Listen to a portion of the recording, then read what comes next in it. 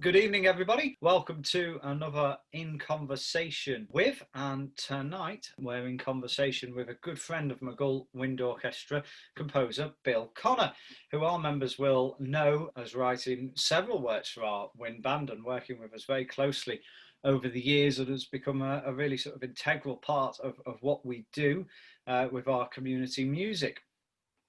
So if you're watching live, welcome to the Zoom live interview. If you're watching in the future, welcome to you as well. And it's all being recorded and going out on YouTube and our social media feed. So if you enjoy it tonight, you can watch it again tomorrow and enjoy it even more.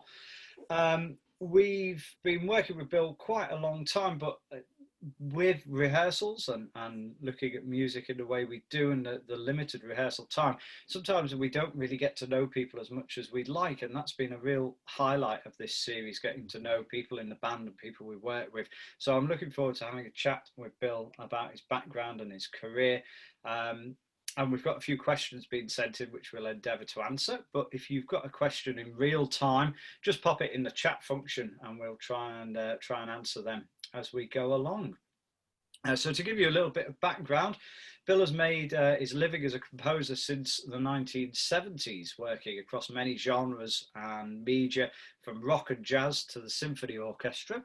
He's written music for over 300 film and television projects and spent 6 years as composer in residence for Granada TV in Manchester.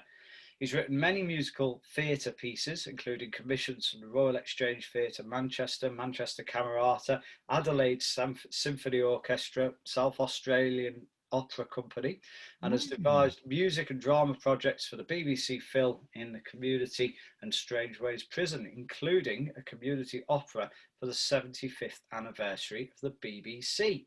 As well as all his composing work, and this is how I first met Bill, he's very well known for his work in the community, especially with young people, bringing together traditional performing practices with communal composition and group improvisation. And our members have witnessed that firsthand when Bill has worked with the band and brought compositions along and written pieces that we've very proudly premiered. So a really prolific career, Bill, and one that really interests me through the sort of educational side and the community side of music particularly.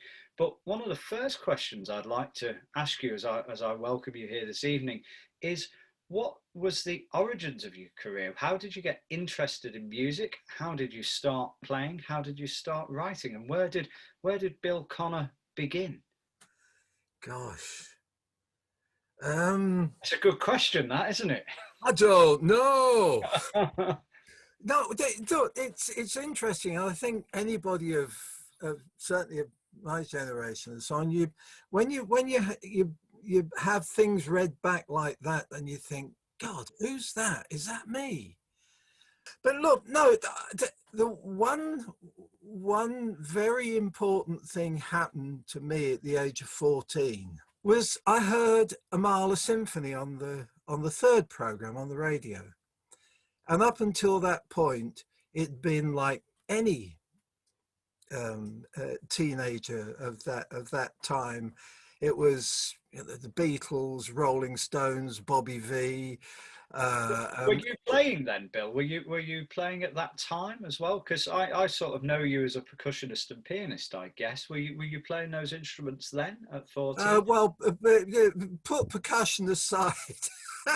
I think that's one thing that I kind of did merely because it gives me a function within a group of other players. But no, I'm self-taught. If such a thing exists, I mean, I'm saying self-taught. Nobody is self-taught.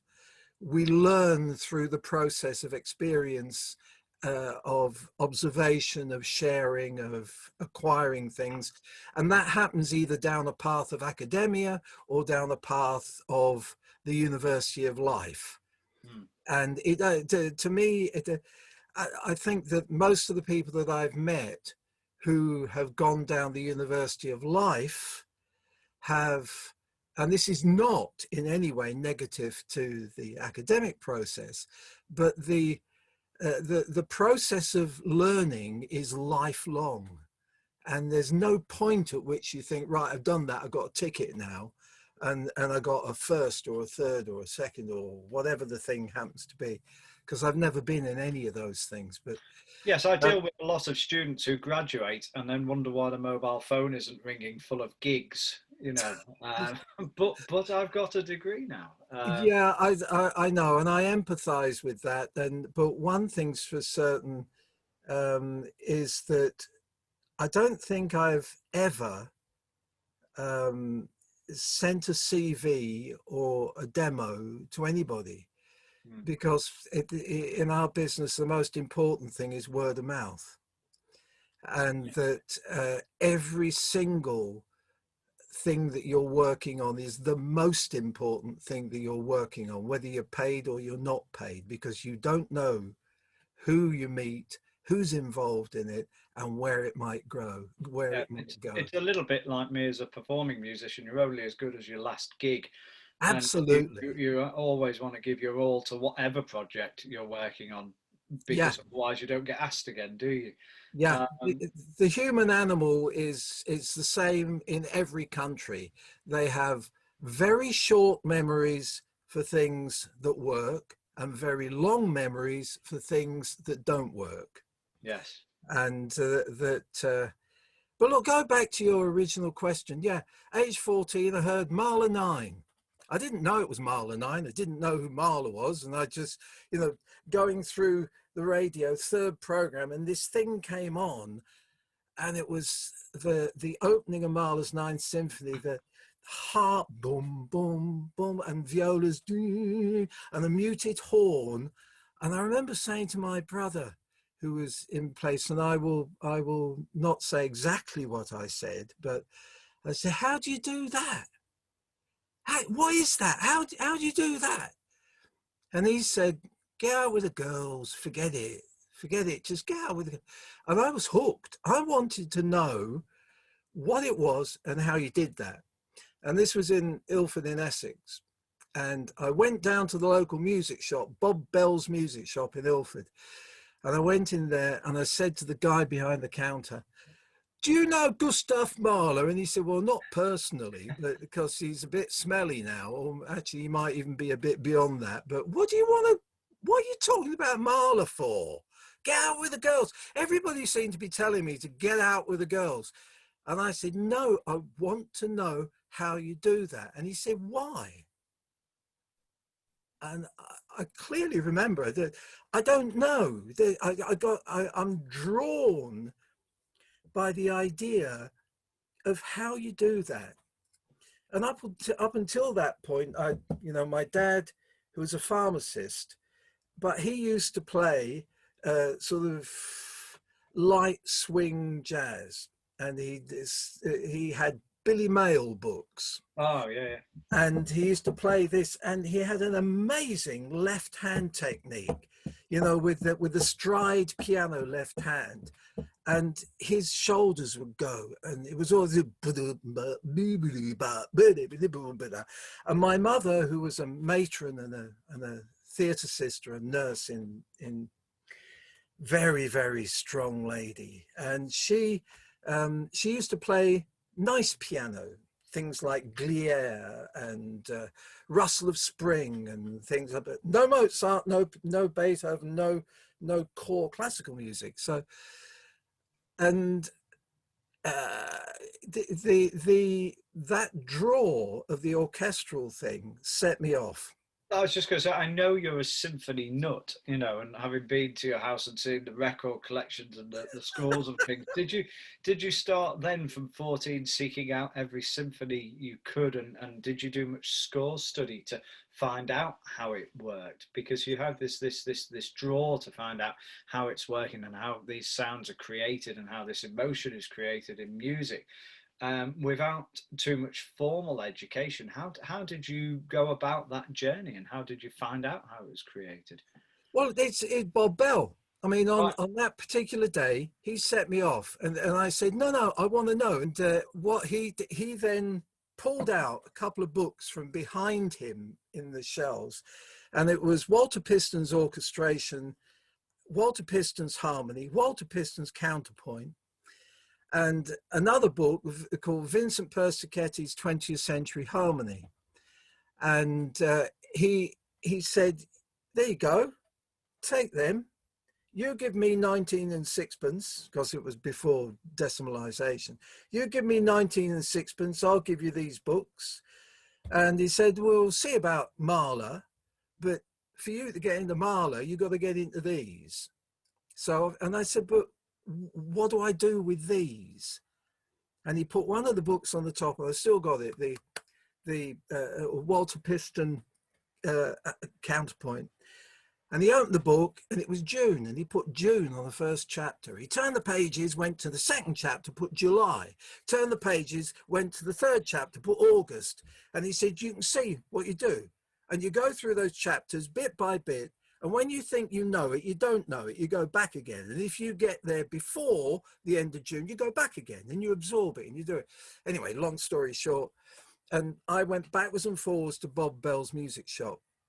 And every time I went in, and I took exercises with me, and he, you know, and he said, "What are you showing me these for?" And I said, "Well, to make sure they're right." He said, "No, mate, you got to know they're right. I can't help you. Nobody can help you. You want to do this, it's your choice, and you're going to make sure you know what you're doing." I love the idea of spending a month on a chapter. I think a lot of problems occur when people rush through to the next bit without, you know, properly absorbing the first bit, you know, and often we find gaps in learning because people have leafed through a chapter. Oh yeah, I can do that. I'll do that. And next bit, and everybody's very eager to go on. And one of the things I talk to students about is we don't move on until we've absolutely got this concept secure. We do it in every possible way.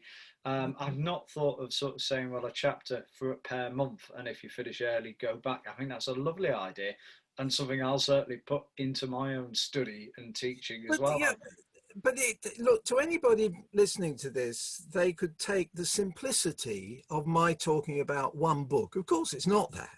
No. That one book is connected to several other books, and they're all referenced to so many scores and so many things that started opening the door to any of the composers that were mentioned in these books at the same time. So it was looking at Benjamin Britten and Michael Tippett and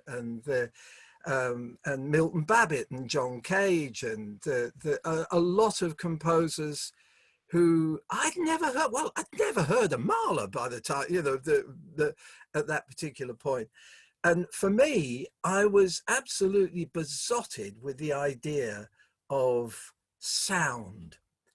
How do you do that? And how do you then learn something, but then apply it? It's not just the process of learning, but what's the application of this knowledge? Why are we going through this? And Bob Bell, in a way, was a catalyst, and he never taught me, but he taught me to listen. And I think that anybody doing music, well, any skill, if you don't listen, and if you don't accept that it's a confluence of learning, and it's a confluence of learning and experience, we're all the product of our years of evolution and all the things that we gather together. One day, and this would have lasted, what, a year and a half of looking at these materials. Look, when I was brought up, I had no idea there was such a thing as an orchestra. I'd never heard an orchestra. I'd never heard any of this stuff. In the East End of London, you know, young kids of that age were either rock music or jazz. And the term classical music was a little, when I came across it and then passed it on to other people, it was a bit like it was, you know, you're a bit weird, are you? So how did you go from this learning about it and absorbing all the information you could and going down every different avenue, and just, you obviously had this complete thirst and desire to find out and this hunt for knowledge. How did you move from that to then starting to write? What were your first compositions, and who were you Well, writing for? sure. It was writing down. It was getting to the point where the pencil and manuscript paper were the comfort zones. And I still have some of the very, very original stuff, and a lot of it was gobbledygook. It was just, just writing down exercises. But the other thing that Bob Bell taught me, and this is what he'd do, I'd stand there and he'd go, right, sing an augmented fourth for me, minor sixth, and he'd sing something, he'd say, what's that? And he'd have me singing. He said, if you can't sing something, if you can't hear in your head what you're putting on the page, go and be a gardener, go and be a plumber, go and be an electrician. And he taught me to understand that music is a sonic art. It's not a graphic art. The manuscript is your means of communication, and composition is being able to communicate your idea without the means of communication getting in the way. So it has to be clear. And that's the one thing I picked up. Anyway, one day I was in there and he said, how are you going to earn a living? How are you going to pay? How are you going to take some money home to your mum so that, you can put money on the table? And I said, I don't know. Slapped the melody maker on the table. And he went through to the back of the melody maker and he said, and he got a red pen and he said, there you go. Lead sheet writers wanted. Schroeder Music, Essex Music, Chrysalis, they want lead sheet writers. And I said, what's a lead sheet writer? And he said, right, in the rock business, the majority of players can't write music, but they can play and they can come up with ideas, but they need you to go in, listen to what they're doing, you write it out so that they can register it with PRS, the Performing Rights Society. And back in those days, to register with PRS, you had to have a top line, the words, and a chord sequence so that they could register it. And it was on a piece of pink paper with a yellow duplicate and a white duplicate. And that's how the music went down. But they needed the lead sheets to register. So I went into London, I made an appointment with Schroeder Music and went in there. I was 16, and the guy there was saying, well, you're a bit young, and he said, all right, okay, take this, go in the other room, I'll give you half an hour. So he gave me an acetate. An acetate is the pre-production pressing of vinyl, and it's what the production companies, the record companies, publishing companies got before the thing was actually printed. So go in the other room, put it on the record player. So there's no keyboard, there's nothing to access. So all that business with, it's all ear. So I'm listening to this thing and I wrote the thing out from what I heard. I couldn't guarantee that the key I was writing in was exactly the key that I heard, but the relative intervals would be the same. Would be the same. Yeah. So I wrote it out, took it back to him, and he said, yeah, that's right. And remember, this is at the time when the publishers could actually read music. Doesn't exist today. The majority of publishers have no notion of what they're looking at on the page. It's product. They're there to sell product. And so he said, yeah, that's okay. £2.50. Well, it was £2, £2.12 and sixpence, I think, at the time, but it's the equivalent of £2.50. And they pay that money per lead sheet. Right. And I thought, well, that's a hell of a lot of money. I mean, back then, 16 years old, that was 1965. And that was a lot of money for one lead sheet. Yeah. Anyway, so really you started out as a sort of transcription service. Yeah, it was transcription, and then very quickly it goes on. So I did all that stuff, did the same for Chrysalis, for Essex Music, going around from place to place. They give you the acetates, and then one day someone said, oh, we need a piano arrangement of this. can you do that? And of course, you know, young, and you say, yeah, I can do anything. Yeah, I can do that. So then you do it. And the things that you buy in the shops, the piano arrangement with the lead sheet, the melodies, etc., so that you're learning to listen. You're learning technique. You're learning how people did things, and all the time absorbing. When you're listening to that acetate, you're listening to what's the bass doing, what's the guitar doing, what's the kit doing, what's in the background, what are the strings doing, what are the brass doing, and you absorb, even if it's subconsciously, the things that are going on. You begin to pick up part of the language, don't you, in the vocabulary? Because Absolutely.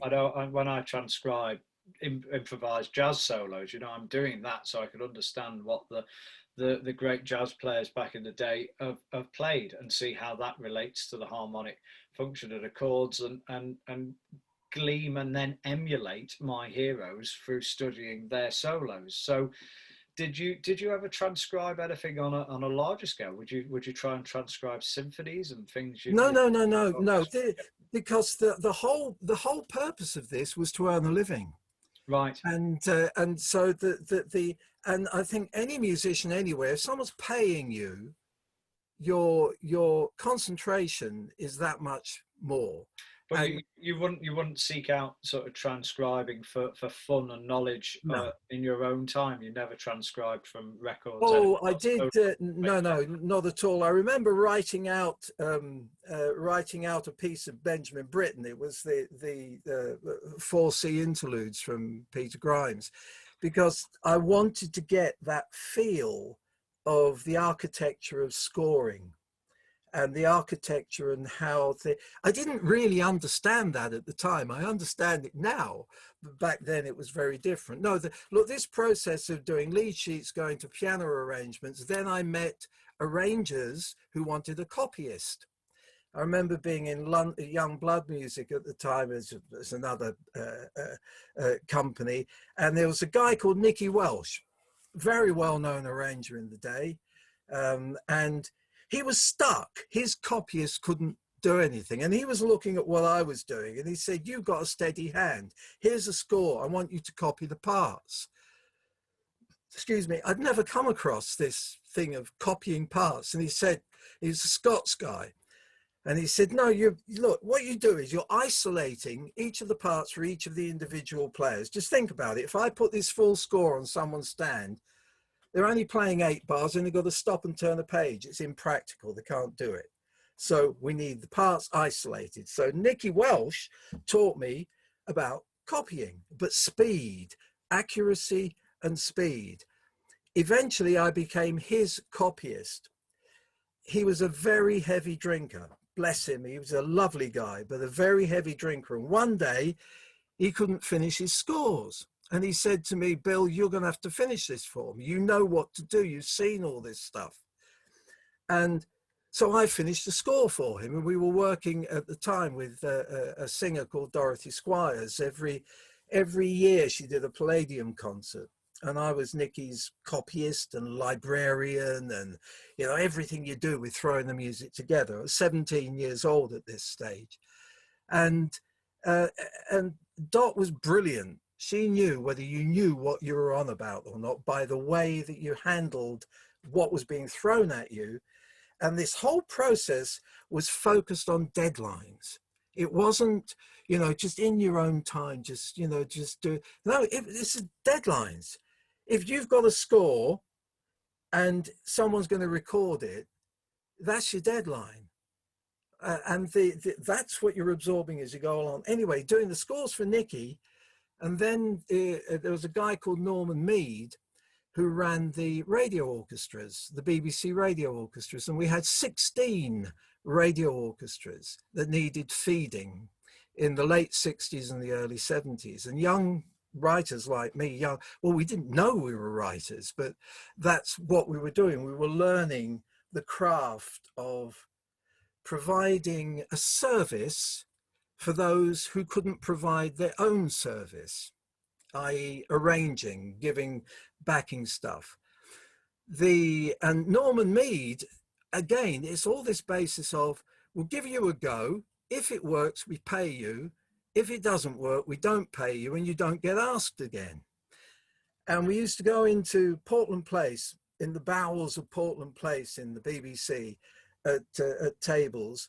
And there would have been a tape in the very early stages of the 1/4-inch tapes with a thing on. There's no pianos. There's just this tape, and you might get the rehearsal pianist who's rehearsed, say, with a singer. Like we had, goodness, Shirley Bassey and Andy Williams, and the people of the who were coming to work with the BBC radio orchestras, and especially the B1 orchestra in London, in Bond Street. And it was like a factory. And there would be 4 arrangers at any one time in the bowels of the BBC sat there, and you give them BBC manuscript paper, 5 bars per page, because there was a lady called Helen. You were paid by the bar, and there's a lady called Helen who counted the pages, knowing that there's 5 bars on each of the page, each of the pages. Actually, there's a lovely story when I was doing an arrangement of da da da da da Blueberry Hill, 12/8, and the copyist would always come in 2 hours after the arrangers start. And you sat there, you're doing the arrangement, the copyists come in, and you're passing the pages across. So you're always halfway through a score, and you've got to know what you're going to do to finish the score. And you don't have the luxury then of looking back at what you've previously done. You've got to go with your gut. You've got to go with your gut response. And Martin Lowenthal, who was the copyist at the time, he said, Bill, he said, look, do it in 3/8. Then you get 4 times the fee. I'll copy it in 12/8. Yeah. So I thought, oh, okay, because otherwise that Blueberry Hill would have been 32 bars. Yeah. Instead of 4 times that. Brilliant. 120, my maths is not all that good. 120 odd bars, yeah. Yeah, and so I did that. And Ian Sutherland, who was the conductor of the time, I remember the session, because you'd have to do 4 to 6 arrangements in the day that they were recording in the evening, with the copyists coming in. And it's that process of fixed focus, adrenaline, and whoever's been the pianist who has rehearsed with whomever, or it could be an instrumental, and you're given the list of the things you're going to do, and you arrange that. And Ian Sutherland that night, I remember with this, and he opened the score, and it's in 3/8. He didn't bat an eyelid. He didn't do a thing. It was just, here we go. And they recorded it. At the end of it, he turned and he said, William, I think someone owes me a drink. And but look, those sessions, as a young arranger, it was that the atmosphere was such that you'd have musicians saying, I remember, I'll tell you about that, but players that would say, Bill, don't do that. Horn player, I don't want to come in on a top A pianissimo when the red light's on. You know, or a sax player would say, look, your slurs aren't right. We need a bit more articulation in the parts. So the string player's saying the bowing doesn't work. Look, you know, come on, give us a bit. And then one day, Ian Sutherland was chucking up in the bog, and they were mostly my scores. And the producer, Ian McFadgen, said to me, look, Bill, you're going to have to conduct this. And conducting, look, it's not conducting a symphony orchestra. You've got a rhythm section. So you've just got to set people off. But I've stood there, and I've only seen Nicky Welsh. And Nicky used to stand there and he'd go like this. It used to say, just hit it down, lad, hit it down. So I've stood there and I'm going like this. Like that. and they had a guest leader on that particular session, Ephraim Neiman, who played a lot with the London Symphony Orchestra. He stopped me. He said, beat. No. You go 1, 2, 3, 4. And the most important is 4, because 4 lets us all know what it is you think you want to do. And that was a wondrous bit of conducting teaching, in the sense of there at the moment. So I did 1, 2, 3, 4. Nobody played and they all applauded. That was the atmosphere of it. You learnt on the process of doing it. But look, at the same time, there is that parallel life, and I think all of us writers have this parallel life. That is the work that you want to do for yourself, your own compositions, your own process. No one has a God-given right to be performed. We choose to write something. That's our choice. But the working musician, the working writer, the way you earn a living, you're making an accumulation of both sides of these things. The things that you're working out in your own compositions and the application of those gestures to the scores that are required through the professional process. I always talk about having a versatile career as a musician, and I'm approaching it as a performer rather than a writer. But obviously you've been transcribing, you've been arranging, you've been copying, and you were then composing sort of in your own time then as well, I assume. Absolutely. So at which point did all that kind of become a whole? Did you start having works performed or commissions come in, or did you make a distinct change in your career path from arranging to composing? Because no, not at all. It's all serendipity, and it's always been serendipity.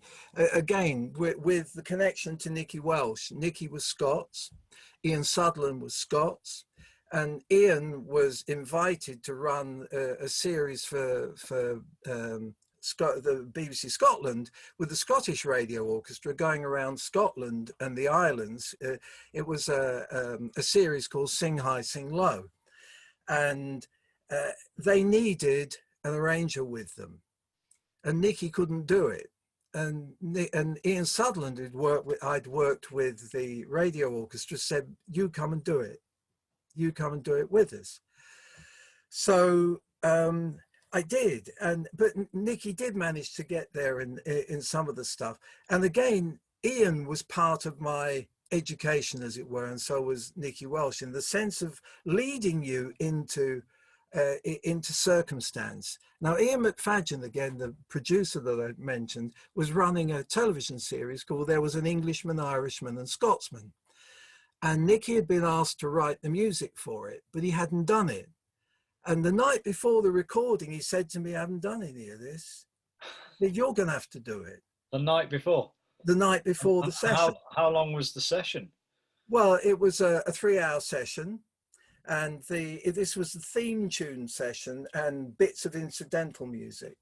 Anyway, I said, "Yeah, okay, right. You know, I'm gonna take this on." I was given the information that Nicky had written on like an envelope. They wanted a 15-second opening, a 30-second closing. There were several bits of incidental music that they wanted through that. And the lineup, as far as I remember, was a tuba, a string quartet, a trumpet, a guitar, drums, and harmonica. And oh yes, and the bagpipes, because Englishmen, Irishmen, Scotsmen. But they dispensed with the bagpipes because they realized that the minute the bagpipes started up in the same studio as everybody else, it obliterated everything. Couldn't hear anything else. And you couldn't hear anything else. But that taught me, again, this business of, you take something on board. I was writing all night. I got Ian Heggie, who was a guitarist, to do the copying while I was writing. And then you turn up in the session. I don't remember what the music was like. Ian Tyre, who was the leader of the radio orchestra at the time, gave me a huge compliment, which was he acknowledged my existence. And that to me, that sense of, yeah, we've gone through this, and things moved from there. So it was all to do with who you met. And I think this is true of most of the musos. You know, when I see young keyboard players or guitarists who say to me, I want to be a composer or I want to be an arranger. And I said, well, don't be seen doing that. Be seen being a composer, be seen being an arranger. You've got to take your choice, because we're all defined as the first thing that someone sees us do, that's what we are in their eyes. Okay, so, and I know this is a gross generalization, but at the same... I think something changes within you when you take on that idea as well. You know, I've made more from teaching to performing, and when I decided, right, I'm now a full-time performer and conductor, more so than I am sort of in the classroom, as it were. I think something shifts in your own head as well, and you focus all the energy down that route then, rather than saying, I'd like to do that, you know. Yeah, no, you're quite right. That's true. But look, you asked me earlier what stages, and I think it's important for anybody to understand that there are no stages that we recognize at the time when a stage happens. It's only in retrospect that you realize that this point is an important point, or that's a pivotal point. I mean, when I look back on the things that I was doing in the early 70s, I can see the difference between the understanding of tonal and textural control on a score far better through the view back to then than the idea I had at the time. And the more one does it, the more you absorb that idea of the comfort zone of the score. I mean, I use Sibelius, and most of us use Sibelius. I've stuck with Sibelius 6 because I can't understand the ribbon thing from Sibelius 7 onwards. And for me, Sibelius 6, because of years of working with growing up with the Finn brothers' majesty of idea, that the Sibelius with through Acorn and coming up through 1, 2, 3, 4, and it was always the even numbers were the good ones and the odd numbers were the tryouts. When I got to 6, the comfort zone had grown, so that just as with a pencil and a paper, your shortcuts and the way you look at a score, and I never had the sounds on. I don't want the sounds on because the sound is in here. And all that meant was that you have a faster path of, I still used copyists. I mean, there was a guy called Maurice Ray from Huddersfield who was my copyist for 27 years. And the longhand copying through the 80s, and then when new notations first came in, and Morris got new notations. It sounds like I've suddenly jumped ahead, but in my mind, it's all part of the same path. And that for instance, the Sibelius or whatever implement we're using, they're only sophisticated pencils. The technology does not replace the idea. I'm always worried when people sit down at Sibelius and say, right, I'm going to compose and put something in and listen to it and go, oh no, I don't like that, and I agree with you totally. It's in there, and all Sibelius is an electronic pen and pencil and manuscript. But whenever I've written music, it's always been on manuscript and in pencil. And then I've tended to use Sibelius to then sort of create the parts that I've needed rather than writing them out by hand. But Sibelius isn't a compositional tool. It's paper, isn't it? Yeah. But that still doesn't rule out the creative accident. Just as when you're improvising something, you can end up playing something that you hadn't intended, or and especially in film music when again, the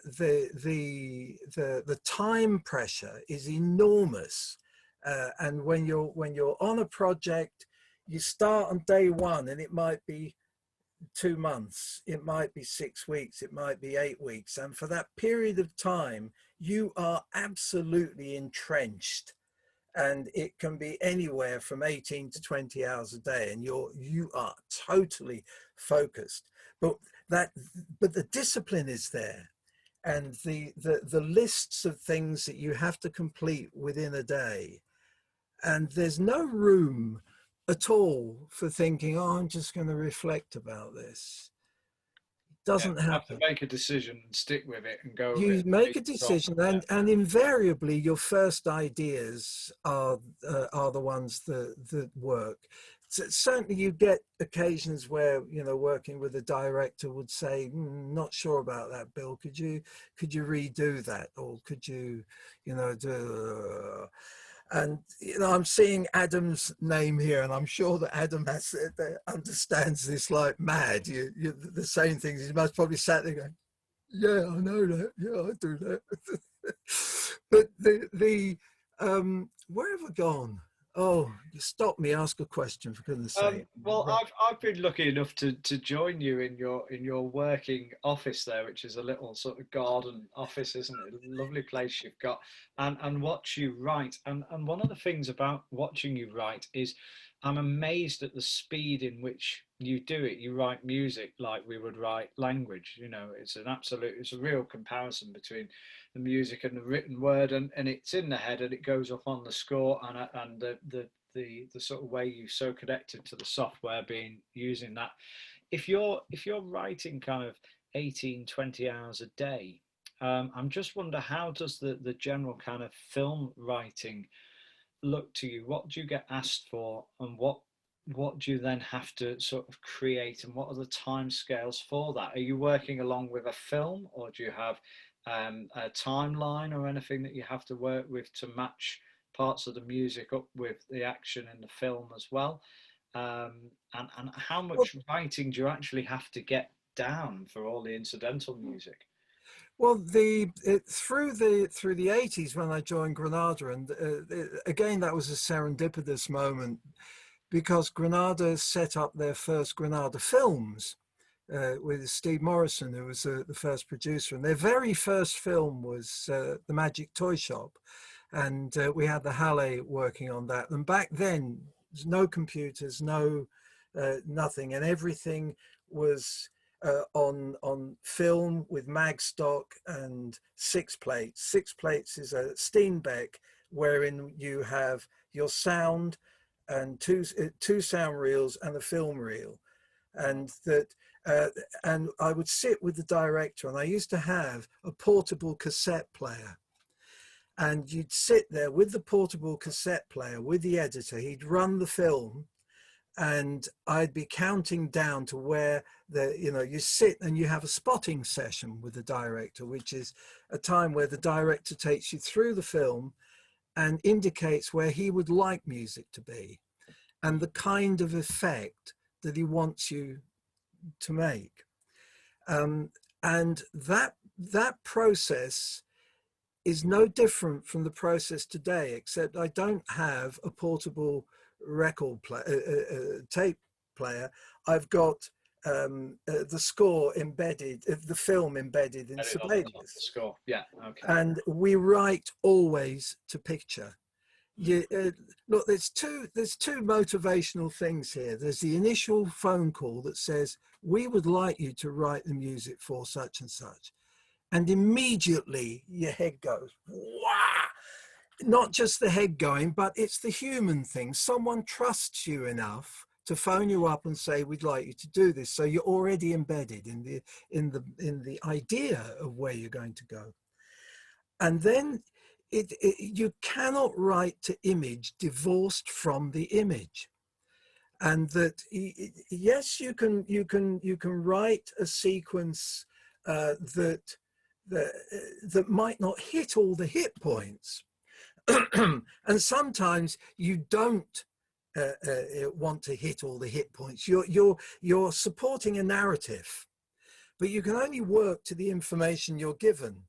I remember David Wheatley was the director of the Magic Toy Shop, and I remember another film we did on George 1984 writer, George Orwell. Orwell, Yeah. George Orwell. And the editor had given me the film, and there's this wonderful pastoral scene and a very slow pan across this scene, this fantastic scene. And we were really up against the time.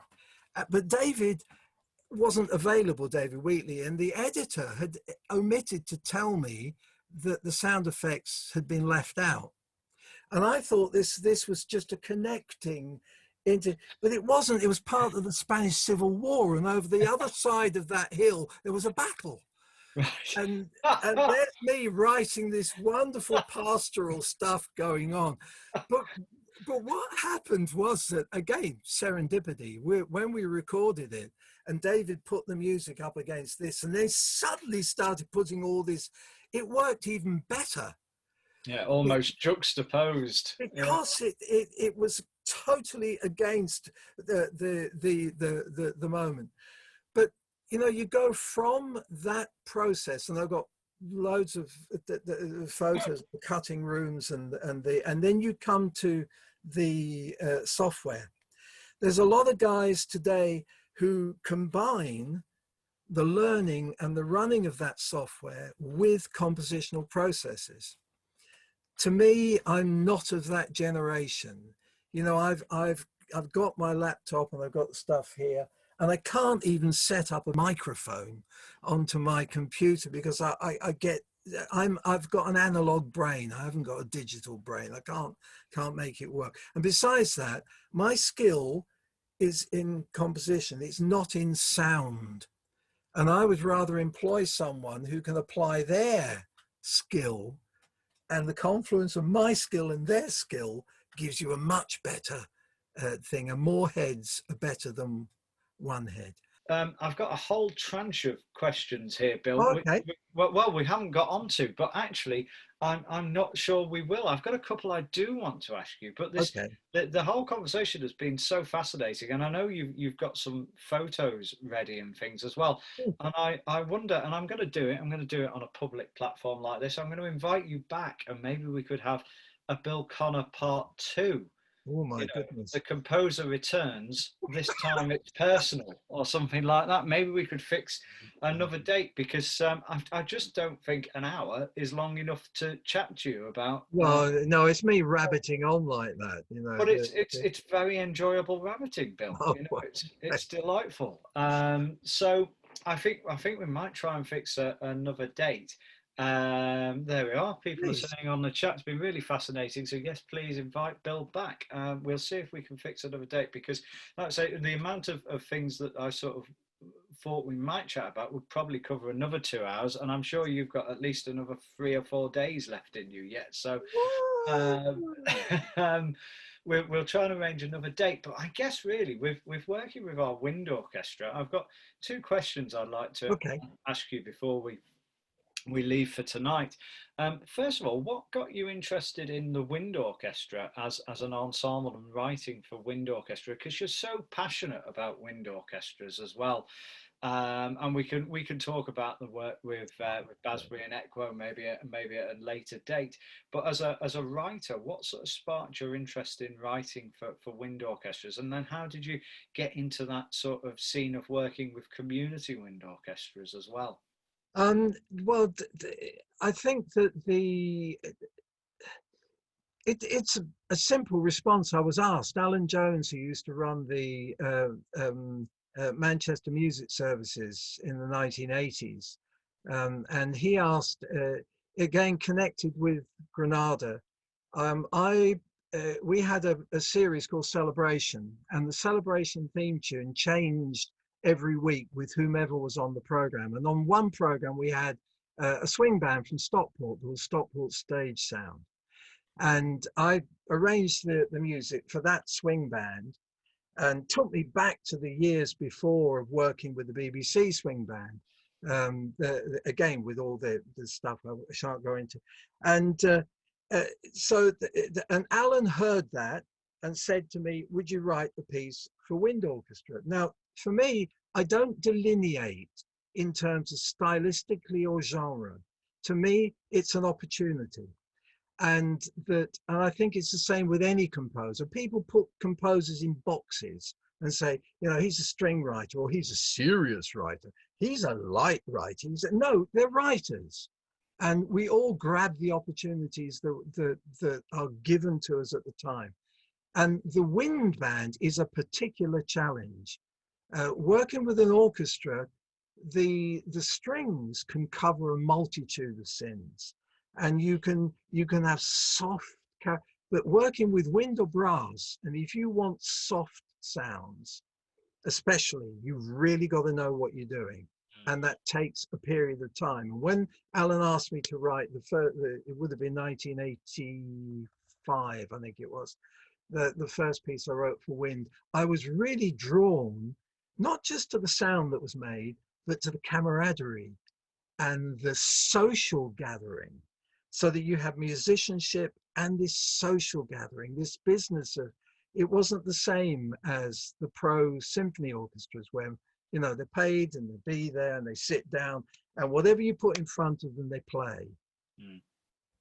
But our bands have been doing that for years, and and I was just fascinated by it. So, you know, that's sort of how you. Yeah, again, it's serendipity at play, isn't it? And just sort of the way the career has sort of gone, and all part of the journey. And as far as you were asking about community stuff. So I've always been interested in, because of my background, learning as you go along. Everybody has a skill, and everybody has a musical skill, whether you know it or you don't know it. And it just needs a catalyst, a trigger, someone to open up that skill on whatever levels. We're not talking about trying to form future performers or what. It's self-esteem, and it's that sense of fulfillment of doing something, no matter what age you are. And back in the late 70s and the 80s, there was a lot of cynicism in the orchestral world, where the Arts Council, who were funding a lot of the orchestras, were saying, right, you lot, you need to do something in the communities to justify the money that we're giving you. Mm. And before all that as well. And originally, when they first started, it was going out and playing at a bunch of people. You know, classical music is good for you. Sit there and listen to it. It's good for you. And you will enjoy it. Yeah, and you will enjoy it. And I had no truck with that. I'd much rather go and sit with a group of people, and through the process of pulse, always pulse to start with, because that's the basis of any kind of music, whatever style, whatever name you want to slap on it. If you can't count, you can't play. And that process of understanding where that is and using pulse as a catalyst to get ideas, to get, you know, especially in the circle, to get people to put ideas in the circle. Then as a composer, you grab those ideas and show them what they can do with those ideas. So we're an application of skills and allowing others to come forward. And it's a fascinating path. And never have I gone into any project with a pre-composed idea, because that's patronizing. And that, you know, a lot of youngsters who go in for what they call community music, they want to cover themselves for an eventuality instead of using their innate skill as their eventuality. Just go with the participants. That's what you're there for. Yeah. And whatever comes out is, you know, whatever comes out. That's what's being created. Yeah, absolutely. And I think so. I'd like to explore more your creative projects and your group improvisation work and things like that. And maybe we could perhaps pick it up here on a later date. Yeah, sure. But for tonight, Bill, thanks ever so much for joining us. I know all our members will get so much from listening to that, and I really do hope we can fix up another time and continue this chat. And maybe make a whole series of it. And I'd love to see some of your photographs next time as well. But for this evening, ladies and gentlemen, Mr. Bill Connor, thank you very much. Thank you very much. It's lovely to be able to talk to you. Thanks for inviting me here. And let's hope you get playing together again soon. Yeah, fingers crossed we will be back together as soon as we safely can. But for tonight, thank you all very much for joining in conversation. Stay safe, look after each other, and we'll see you again very soon. Thank you. Good night.